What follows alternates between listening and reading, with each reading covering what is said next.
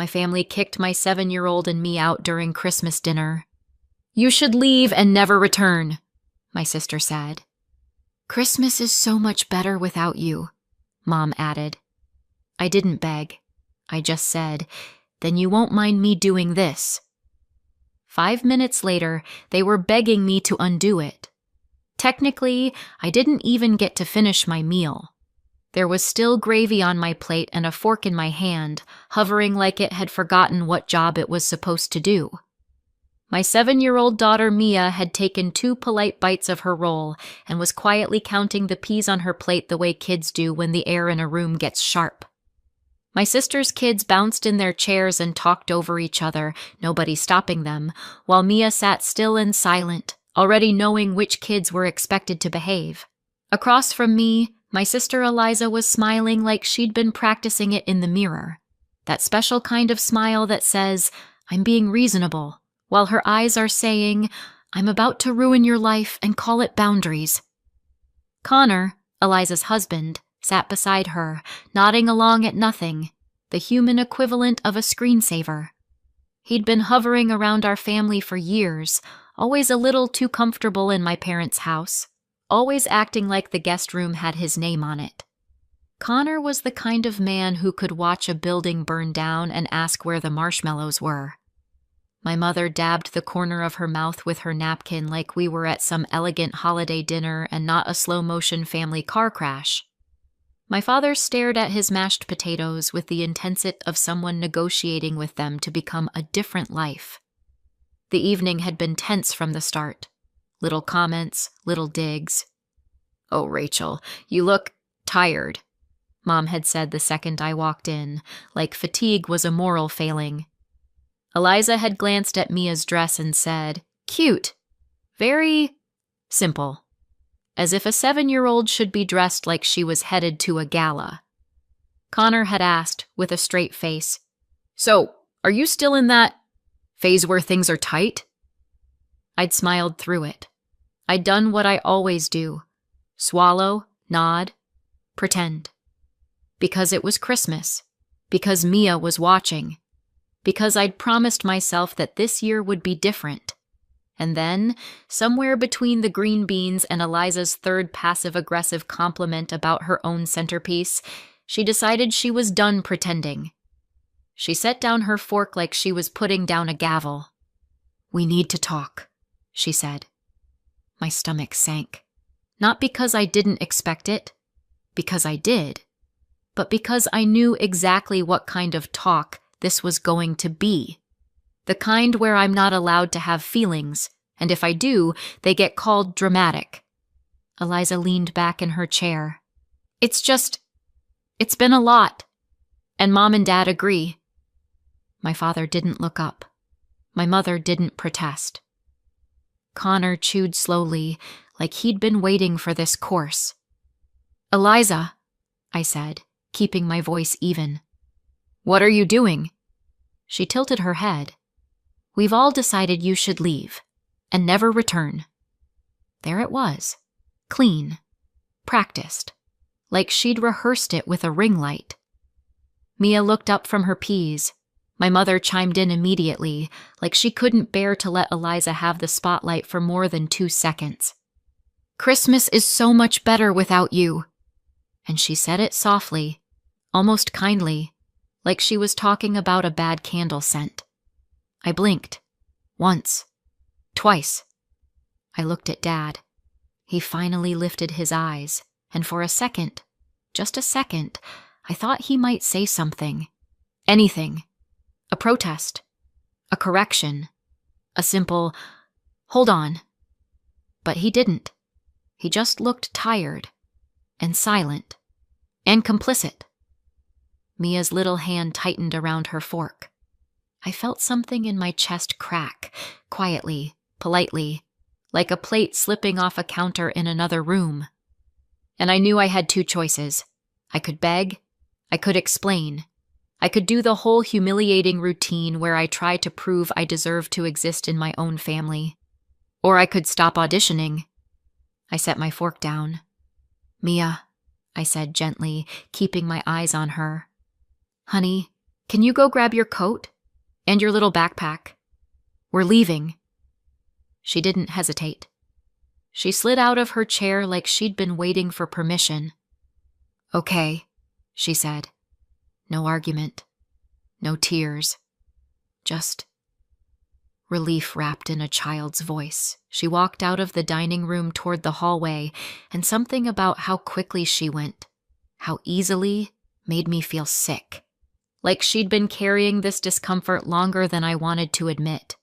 The moment she disappeared around the corner, the room shifted. Eliza crossed her arms. Good. That's settled. Connor gave a little sigh, like we'd just resolved a scheduling conflict. My mother's mouth tightened. Rachel, don't make this harder than it has to be. I stared at them. All of them. And I felt my face do something unexpected. It smiled. Not a warm smile. Not a friendly one. The kind of smile you make when you realize you've been trying to win a rigged game. Okay, I said calmly. Eliza looked smug. Finally. I stood up slowly, pushing my chair back. Then you won't mind me doing this. They all watched me like they were waiting for a tantrum, for tears, for a dramatic speech. Instead, I walked past the dining room doorway into the kitchen and stopped at the cupboard near the end of the counter. I'd put them there earlier, tucked away, hidden behind the stack of holiday platters like some pathetic little secret. I'd told myself I was being careful, thoughtful, waiting for the right moment. Turns out the right moment was the moment they told me I didn't belong. I opened the cupboard and pulled out 3 pieces of paper. Plain. Crisp. Heavy. Each one had a name scrawled on the front in thick black marker. Mom. Dad. Eliza. Eliza's brows lifted. What is that? Connor scoffed. Are those cards? My mother actually laughed, like she couldn't help herself. Rachel, what are you doing? This is ridiculous. I looked at her. Is it? Dad finally spoke, his voice flat. If you're trying to guilt us... Oh no, I said, still smiling. This isn't guilt. This is just consequences. Eliza stood up, exasperated. You think we need your gifts? You think we're going to miss whatever little... I didn't let her finish. I took the one labeled Mom and tore it straight down the middle. The sound was soft. Paper ripping shouldn't be that loud, but in that room it felt like a gunshot. My mother's smile faltered. Rachel. I tore the one labeled Dad next. Slow. Clean. Deliberate. Dad's face tightened. Connor sat up a little straighter, like his brain had finally loaded. Eliza's smugness cracked at the edges. Stop it. What are you... I tore the one labeled Eliza last. That one? I didn't even hesitate. I dropped the pieces onto the counter in 3 neat piles, like offerings. There was a beat of silence where none of them moved. Then Connor barked out a laugh, too loud and too forced. Okay. Wow. That's... insane. Eliza's voice went sharp. You're proving our point. Mom shook her head like she was watching a stranger. This is exactly why... I didn't argue. I didn't explain. I just turned. Mia was in the hallway, already in her coat, tiny backpack slung over her shoulder. She looked up at me with wide eyes, but she didn't look surprised. I took her hand. We're going, I said, and we walked out the front door. Cold air hit my face, the kind of cold that makes your lungs wake up. As we stepped down the porch steps, I glanced back through the window without meaning to. I saw them staring at the counter, then moving, not angry anymore, curious. Mom leaned forward and picked up a torn piece. Dad came closer. Eliza snatched something and started pressing it together like a puzzle. Their faces changed in real time. Smug to confused, confused to pale, pale to panicked. And then, Through the glass, I saw my mother's mouth open wide, like she was screaming. I couldn't hear it clearly at first. Then I could. The door flew open behind me. "Rachel!" Footsteps. Fast. Clumsy. Eliza's voice, higher than I'd ever heard it. Wait! Come back!" Mia's hand tightened in mine as we reached the car. "Rachel!" Mom's voice cracked. Please, you can't." Dad sounded different too, not calm, not silent. "Rachel, stop! Just stop and talk!" I opened the car door, still holding Mia's hand. I looked at their faces, pale, frantic, transformed. 5 minutes ago, they'd told me Christmas was better without me. Now they were begging me to reverse something they still couldn't admit out loud. I slid into the driver's seat. Mia climbed in beside me. I started the engine, and I drove away. My sister Eliza is 6 years older than me. That matters more than you'd think. 6 years is the difference between being the baby everyone fusses over and the kid who's old enough to know better. 6 years is the difference between being precious and being useful. Eliza was the golden child before she had a full set of teeth. My mom used to say she was a miracle, like she'd personally negotiated with the universe for a daughter who could smile on command. Eliza was the kid strangers complimented in grocery stores. "What a little lady," they'd say. "So well behaved."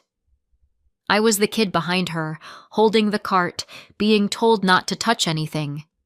If Eliza cried, the world stopped. If I cried, I was dramatic. Eliza got dance lessons. I got told to watch her while Mom ran errands. Eliza got, "She's just passionate." I got, "Why can't you be more like your sister?" Holidays were where it really showed. Eliza would open gift after gift while everyone watched. She'd squeal perfectly, laugh perfectly, hug Mom perfectly. My mother loved that. Loved the performance of it. Loved having a daughter who could make her look like the kind of mother people complimented. I'd get something practical. Pajamas, a sweater, a book. Then I'd get handed a trash bag and told to clean up the wrapping paper. And the craziest part is, I didn't even know it was wrong for a long time. When you grow up inside a system, you assume it's just how gravity works.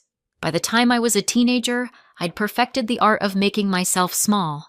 I learned which subjects made my mother sigh, which opinions made Dad go quiet, which emotions made Eliza roll her eyes. So I stopped having them.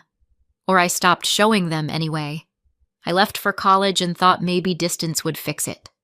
I thought maybe being away would make my family miss me. They didn't. They missed having someone to blame when Eliza was unhappy, but that's not the same thing. I met my husband Daniel in my mid-20s. He wasn't loud. He wasn't flashy. He was the kind of man who would quietly hand you a cup of coffee without making a big deal about it, like kindness was something you were allowed to receive without earning. On our third date, I mentioned my sister and my mom, laughing like it was normal. Daniel didn't laugh back. "That's not normal," he said. I remember staring at him like he'd spoken another language. He said it again, softer. "Rachel, that's not okay." No one had ever said that to me before. We got married a year later. My parents acted supportive in public. Eliza acted thrilled for Instagram. Connor, who was still just Eliza's boyfriend at the time, made a joke about how Daniel was brave to marry into our family. Daniel smiled politely and didn't take the bait. Daniel worked as a construction engineer. He was proud of it. He liked building things that lasted, liked solving problems most people didn't even notice were there. He worked long hours on big projects, commercial builds, renovations, entire sections of city blocks that used to be empty lots. It paid well, not private jet well, but well enough that we weren't constantly counting pennies. And because I'm apparently incapable of not trying to win my family's love, Daniel and I quietly started helping my parents. Nothing insane, nothing dramatic, Just a consistent $200 a month, every month, like a little financial life support line. Sometimes more if something came up. Car trouble, a utility bill, an emergency that somehow always arrived right after Eliza bought something expensive. My parents never thanked me properly, not once in a way that felt real. It was more like they accepted it, like it was a natural resource that had finally started producing again. Eliza took credit for it in her own special way. She'd say things like, "I told them we'd figure it out," as if she'd personally worked overtime to cover the payment. Connor would nod and say, "Family takes care of family," and I would swallow the irritation because Daniel would squeeze my hand under the table and remind me, without words, that I wasn't crazy. Then came the day everything broke. 6 months ago, Daniel died at work. He was on site for a routine walkthrough, a normal day, a day he didn't think would be his last. A scaffold platform collapsed, just gave out under him. Later we learned there had been complaints, warnings, little corners cut because someone wanted to save time, money, paperwork. They called it a tragic accident in the first statement, like tragedy is something that just happens randomly, like weather. But the investigation called it preventable. I remember getting the call. I remember the way my body went cold. I remember sitting on my kitchen floor with my phone pressed to my ear and thinking, this can't be real. This can't be my life. Then it was. After the funeral, everything got practical in the worst way. Bills didn't pause because I was grieving. Groceries didn't become free because I'd lost my husband. Mia still needed school clothes and dinners and bedtime stories, and I was suddenly doing all of it alone. The $200 a month to my parents stopped immediately, not out of spite, out of reality. I could barely keep my own lights on. My family noticed the missing money faster than they noticed my grief. Mom started calling more often, but not to ask how I was, to ask, in that careful voice, whether I was still managing. Eliza asked if I was being smart with my finances, like Daniel's death was a budgeting issue. Connor made a joke about how life insurance must be nice, and then laughed when no one else did. I didn't ask them for help right away. I lasted longer than I should have, because asking my family for anything feels like handing them a weapon. But 1 month I had to. Mia got sick. I missed work. The car needed a repair. The numbers didn't work. So I asked. Not for a fortune, not for a bailout, just enough to cover the gap. My parents sent a small amount, and then my mother posted about it. A Facebook post with a sad emoji and a smiling family photo like they had just donated a kidney. "Sometimes you have to step up for family," she wrote. "Even when it's hard. Praying Rachel learns to stand on her own again soon." Eliza commented first, "We're always here for her." Connor reacted with a thumbs up. I wanted to crawl out of my own skin. I didn't tell anyone that Daniel and I had been sending them money for years. I didn't correct the narrative. I didn't fight. I just stopped asking for anything ever again. And I kept quiet about the one thing that might have changed everything, the payout. Because it didn't come right away. It wasn't some magical check that appeared the moment Daniel died. There were lawyers, paperwork, delays, meetings, phone calls that made my stomach twist. The company dragged its feet. Their insurers moved like molasses. Everything took time. I hired someone to handle it because I couldn't carry grief and bureaucracy at the same time without collapsing. For months, it felt like shouting into a void. And then, very recently, right before Christmas, it finally came through. A life-changing amount. More money than I'd ever seen attached to my name. I stared at the account balance the way you stare at a stranger who looks exactly like someone you lost. Like it couldn't be real. I didn't spend it. Not really. I didn't run out and buy a new car or a new wardrobe or a new personality. I still looked like myself. Still sounded like myself. Still had a kid who needed snacks and a bedtime story, but the number was there, And the first thing I thought, because I am apparently committed to learning lessons the hardest possible way, was I should help them. Mom and Dad were older, still working, still drowning in debt they never admitted out loud. Eliza was always between opportunities in the way only people with safety nets can be. Connor had a talent for turning other people's money into our plans, and I thought, maybe this could fix it. Maybe this could buy peace. Maybe if I walked into Christmas and handed them something big, something that mattered, they'd finally see me as more than a burden. So I took a massive chunk of it and prepared 3 gifts, 3 pieces of paper, 3 names. I drove to their house with Mia in the back seat, telling myself this was a fresh start, telling myself this would change everything. Meanwhile, all they could see was the version of me they'd created in their heads, the broke widow who showed up at Christmas to ask for more. They chased me all the way to the end of the driveway, Eliza barefoot on the cold pavement, Mom clutching her coat around her shoulders like she was the victim of the weather. Dad moving faster than I'd seen him move in years. Funny what urgency does when it's tied to money. "Rachel!"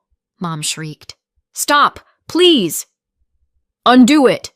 Connor yelled from behind them, because of course he did. Mia stared out the window, silent, her face pale in the dashboard light. I didn't stop the car. I didn't roll down the window. I just drove. Not because I was trying to be dramatic, but because I didn't trust myself to speak. Not with Mia right there hearing every word. Not with my heart hammering in my chest and my hands shaking on the steering wheel. I drove until the streets blurred. I drove until Mia whispered, "Where are we going?" And that's when it hit me. I couldn't go home. Home was a couple of towns away. I'd planned to stay at my parents' house overnight. That was the whole point. Christmas together, family together, like I could stitch us back into something whole. Now it was late. Mia was exhausted, and I wasn't about to drive 2 hours through the dark with a kid who'd just watched her grandparents throw her out like trash. So I pulled into the parking lot of a hotel off the highway. Not a motel. Not a roadside place with flickering lights and suspicious carpet stains. A real hotel. Warm lobby. Clean smell. A place where the person at the front desk smiled at Mia like she mattered. Because if I couldn't give my daughter a loving family, I could at least give her a safe room and hot chocolate. I booked a room with 2 beds. Mia kicked off her shoes and climbed onto one of them like she'd been holding her breath all day. I sat on the edge of the other bed and stared at my hands. For a minute, neither of us spoke. Then Mia said softly, "Grandma doesn't like me." My throat tightened. "Mia." "She doesn't," Mia insisted, her voice small but sure. "She likes Eliza's kids. She always gives them the good presents. She always hugs them first." I felt a sting behind my eyes, sharp and hot. "That's not your fault." Mia shrugged like a kid who has already decided the world is unfair and is just trying to understand the rules. "It's not my fault," she repeated, like she was testing the sentence. I took her hand. "No, it's not. And you don't have to make people like you by being quiet, or good, or small." Mia looked at me like she was hearing something new. "But you do." I froze. Because she wasn't wrong. Kids don't miss much. They just don't always have the words. I swallowed hard and pulled her into my arms. "I'm sorry," I whispered into her hair. "I'm so sorry." Mia yawned, the adrenaline finally wearing off. "Can we watch a movie?" "Yes," I said, voice thick. "We can watch whatever you want." We ate vending machine snacks on the bed and watched a Christmas movie where everyone learned the true meaning of family. Mia laughed at the silly parts. I laughed too, but it came out a little broken. My phone buzzed nonstop on the nightstand. Mom, Dad, Eliza, Connor, over and over. I ignored it while Mia was awake. After she finally fell asleep, sprawled sideways across the bed like a starfish, I stared at my phone until the screen dimmed. It buzzed again. "Mom," I answered. "Rachel!" Her voice burst into my ear, too bright, too high, like she'd been crying and was trying to hide it. "Oh, finally! Where are you? Are you safe? Is Mia okay?" I almost laughed. "Now you care?" "Rachel, please," she said quickly. "We didn't mean it. You know we didn't mean it." In the background, I heard Eliza's voice, sharp, angry. "Tell her to come back." Dad's voice too, low and tense. "Put it on speaker." Mom hesitated. Then I heard the click. "Rachel," Dad said, "this is ridiculous. Come back here and fix this." Eliza cut in. "Yeah, stop acting like a martyr. You're ruining Christmas." I stared at the sleeping shape of my daughter and felt my chest go tight again. "You already ruined Christmas," I said quietly. "You told me to leave and never return, with my kid sitting right there." "We were upset," Mom said fast. "Emotions were high. You know how Eliza—" "I do," I said. "I know exactly how Eliza is, and I know exactly how you are. I came to give, not to take. I came to help you, and you treated me like I was there to beg." Eliza snapped. "You don't get to tear something like that up and walk away like it meant nothing." Dad's voice rose. "Rachel, you need to fix this. You can redo it. You can write it again. Right now." There it was. Not apology, not love. Panic. I took a breath. "No," I said. "Not tonight. Not after what you said." Mom's voice cracked. "Rachel, please." "No," I repeated, and this time it felt steady. "Good night." I ended the call and turned the phone face down. My hands were shaking, but my mind was calm in a way I hadn't felt in months. Outside, cars hissed past on the wet road.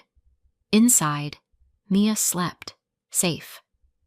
And somewhere in my parents' house, they were staring at 3 torn pieces of paper and realizing they'd just voted themselves out of the best outcome they'd ever get. For a few days after Christmas, everything went quiet. No calls, no texts, no checking in. Not even a passive-aggressive message from Eliza with a prayer hands emoji and a threat hidden behind it. At first, the silence felt like a relief, like the world had stopped shaking long enough for me to breathe. Mia went back to her routine. School, breakfast, homework. She asked fewer questions about Grandma. She didn't mention Christmas again, which somehow hurt more than if she had. I unpacked the suitcase we'd brought for what was supposed to be a family holiday. I folded Mia's little sweater and felt my stomach twist with anger all over again. Then, on the 3rd day, I opened Facebook. And there it was, a post from Eliza.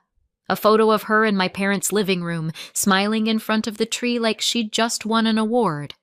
Connor beside her. Mom in the background holding a mug like she was starring in a wholesome holiday commercial. The caption was long. Of course it was. It started with something about family and betrayal, and ended with something about how some people show their true colors. She didn't use my name at first, which was almost worse, like I was a rumor. Then she did. "Rachel showed up on Christmas looking for sympathy," Eliza wrote. "And when we finally set boundaries, she humiliated our parents and stormed out. Some people will take everything and still demand more." Comments poured in under it. Aunts, cousins, people I hadn't spoken to in years. "Praying for your parents. Some people are so ungrateful. Poor Mom and Dad." Then Eliza went for the throat.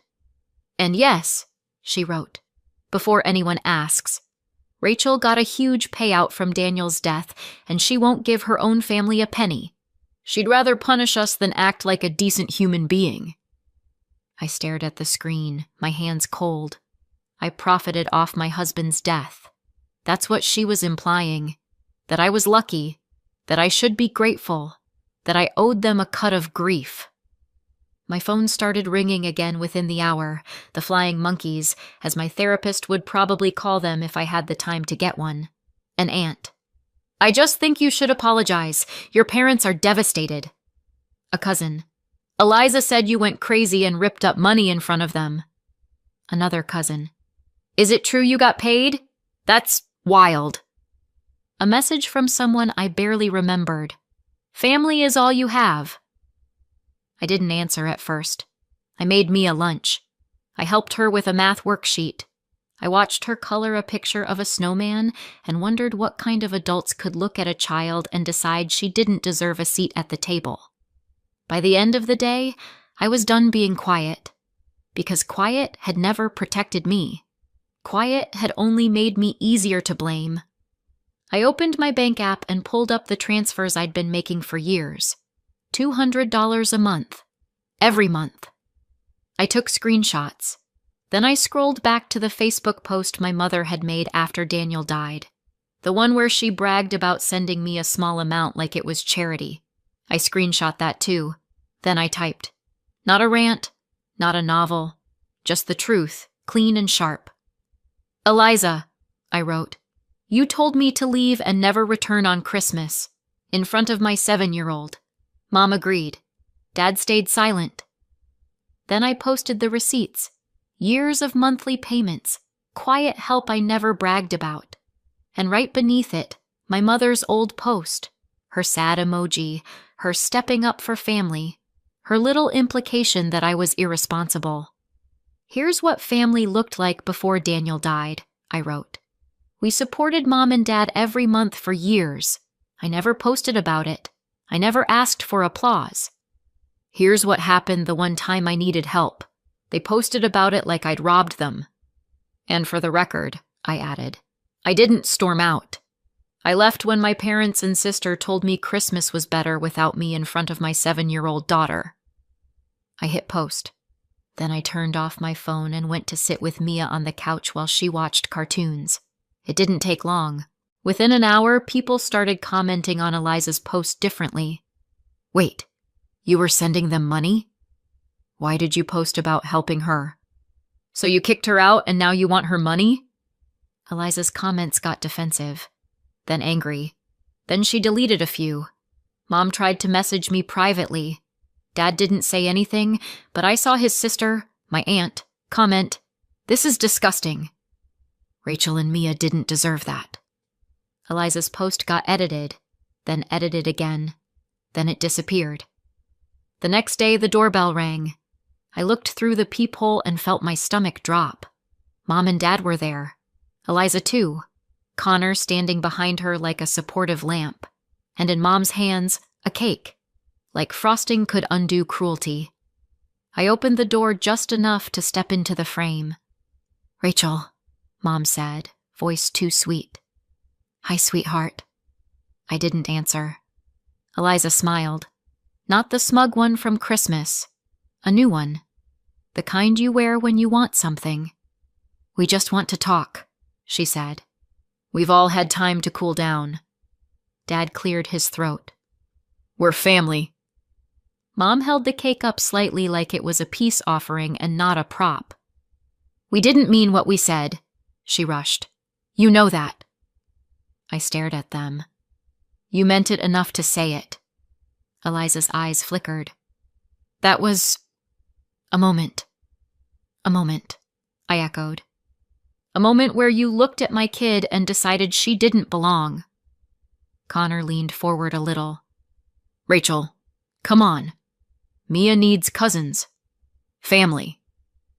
Mia appeared behind me, peeking around my leg. Mom's face lit up instantly. "Mia! Hi, baby! Come give Grandma a hug!" Mia didn't move. Her little hand curled into my shirt. Eliza's smile tightened, but she kept it glued on. "See? This is what we're talking about. We can fix this. We just need to be together." I could practically hear the unspoken part. We just need access. We just need the door open. We just need you close enough to pressure again. I took a breath. "No," I said. Mom blinked. Rachel, no, I repeated. Calm, flat, final. You don't get to throw us out and then show up with cake and pretend you're kind. You don't get access to my daughter after you proved you don't even see her as family. Dad's jaw clenched. You're being cruel. I looked at him. You taught me. Eliza's mask slipped for half a second. The anger flashed. The entitlement. Then she caught it again, quick as a snake. Rachel, she said softly, don't do something you'll regret. I smiled, just a little. I already did something I regret. And it wasn't tearing up paper. I stepped back and closed the door. I locked it, and for the first time in my life, locking someone out didn't feel like cruelty. It felt like protection. About 8 months have passed since that Christmas, long enough for the noise to fade, long enough for the truth to settle into places that can't be argued with anymore. The settlement was $2 million. I never said it out loud back then because it didn't feel real, and because I knew the moment I did, it would stop being about grief and start being about entitlement. I had planned to give my family around $500,000 of it. Enough to pay off my parents' mortgage and debts, enough for them to retire without panic, enough to give Eliza a clean reset instead of another scramble. They didn't get a single dollar. Instead, I bought a modest house outright. Nothing flashy, just solid, quiet, ours. Most of the money went straight into long-term savings and conservative investments. Mia has a college fund now, a trust, and an emergency cushion so her future never depends on people who decide her worth based on convenience. Money didn't erase the grief. I wish it worked like that. Daniel is still gone. Some mornings still hit hard. Mia still asks about her dad in small, sideways ways, questions at bedtime, pauses where she expects someone to answer. The difference is that the grief isn't tangled up with fear anymore. We're sad, but we're safe. Mia doesn't ask about Grandma now. She doesn't wonder why she wasn't wanted. She laughs more. She sleeps better. She knows this house is hers. Through the grapevine, I've heard what happened to them. My parents sold the house. Retirement fell apart. Relationships fractured. And the part that really broke them wasn't just the money, it was knowing exactly how close they were. They've told people, complained about it, replayed it, that $500,000 haunts them. I thought keeping the money might haunt me too. It doesn't. What would have haunted me is teaching my daughter that cruelty deserves rewards. I still grieve the family I hoped I had. But I chose my child's safety over approval, and that choice finally chose me back. So tell me, did I go too far or not far enough? Let me know in the comments and subscribe for more.